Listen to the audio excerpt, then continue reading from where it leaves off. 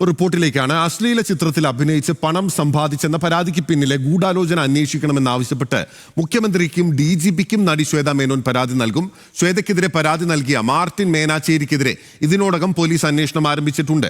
അതേസമയം ശ്വേതയ്ക്കെതിരായ പരാതിയിൽ നിന്ന് പിന്നോട്ട് പോകില്ലെന്ന് മാർട്ടിൻ മേനാച്ചേരി ന്യൂസ് മലയാളത്തോട് പറഞ്ഞു. താരസംഘടന അമ്മയുടെ തലപ്പത്ത് ചോദ്യം ചെയ്യാൻ കഴിവുള്ള ഒരാൾ എത്തുന്നത് ഭയന്നാണ് വിവാദങ്ങൾ ഉണ്ടാക്കുന്നതെന്ന് മാലാ പാർവതിയും ആരോപിച്ചു.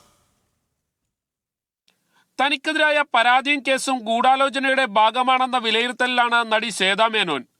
പരാതിക്ക് പിന്നിൽ നടന്നിട്ടുള്ള ഗൂഢാലോചനയെക്കുറിച്ച് അന്വേഷിക്കാൻ ആവശ്യപ്പെട്ട് ശ്വേത മുഖ്യമന്ത്രിയെയും സംസ്ഥാന പോലീസ് മേധാവിയെയും സമീപിക്കാനൊരുങ്ങുകയാണ്. വിദേശത്ത് നിന്നും വരുന്ന 14-ാം തീയതി കൊച്ചിയിലെത്തിയ ശേഷമായിരിക്കും ശ്വേത പരാതി നൽകുക.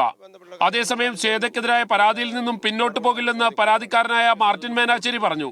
കേസിൽ നിന്ന് പിന്നോട്ട് പോകത്തില്ല. കാരണം ഇത് ആ നോട്ടീസ് കിട്ടിയതിന് ശേഷം അത് ആ വിഷയത്തെക്കുറിച്ച് നമ്മൾ അവർ കൊടുത്തിരിക്കുന്ന പ്രയർ എന്താണെന്നുള്ളത് നമ്മൾ പഠിച്ചതിന് അഭിഭാഷകനായിട്ട് ഇരുന്ന് പഠിച്ചതിന് ശേഷം അതിൻ്റെ അനന്തര നടപടികൾ നമ്മൾ സ്വീകരിക്കാനാണ് നമ്മൾ ഉദ്ദേശിക്കുന്നത്. നടൻ ബാബുരാജ് അടക്കമുള്ളവരുമായി തനിക്ക് യാതൊരു ബന്ധമില്ലെന്നും മാർട്ടിൻ വ്യക്തമാക്കി. ഞാൻ അദ്ദേഹത്തെ നേരിട്ട് കാണുകയോ അല്ലെങ്കിൽ അദ്ദേഹത്തെ ഇവന് ഒരു ഫോൺ നമ്പറോ അല്ലെങ്കിൽ എന്താ പറയുക ഒരു തരത്തിലുള്ള ഒരു ബന്ധങ്ങൾ പോലും അത് ബന്ധങ്ങളുണ്ടോ എന്നുള്ളത് നിങ്ങൾക്ക് പരിശോധിക്കാവുന്ന ഒരു കാര്യമാണ്.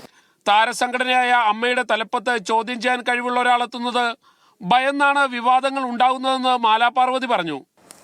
സ്ത്രീകൾ വരരുതെന്ന് മാത്രമല്ല, സ്ത്രീകൾ വരണ്ട എന്നുള്ള അല്ല. ഇപ്പം അവർക്ക് ജോയിന്റ് സെക്രട്ടറി ആയി വന്ന ആൾ അവർക്ക് അഭിമതയാണ്, അവരുടെ ഗ്രൂപ്പിലെ അംഗമാണ്, അവർക്ക് പ്രശ്നമില്ല. അവരെ ചോദ്യം ചെയ്യാൻ സാധ്യതയുള്ളവർ വരരുത് എന്നുള്ളതാണ് പ്രധാനപ്പെട്ട പ്രശ്നം.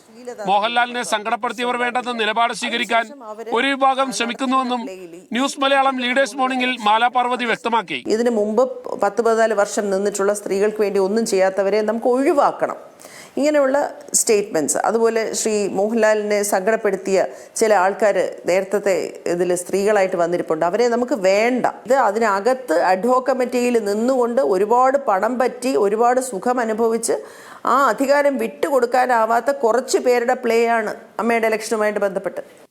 മാർട്ടിൻ മേനാച്ചേരിക്കെതിരെ കോഴിക്കോട് സ്വദേശി നൽകിയ പരാതിയിൽ എറണാകുളം സെൻട്രൽ പോലീസ് അന്വേഷണം ആരംഭിച്ചിട്ടുണ്ട്. ഷാഹിൻ ആന്റണി, ന്യൂസ് മലയാളം, കൊച്ചി.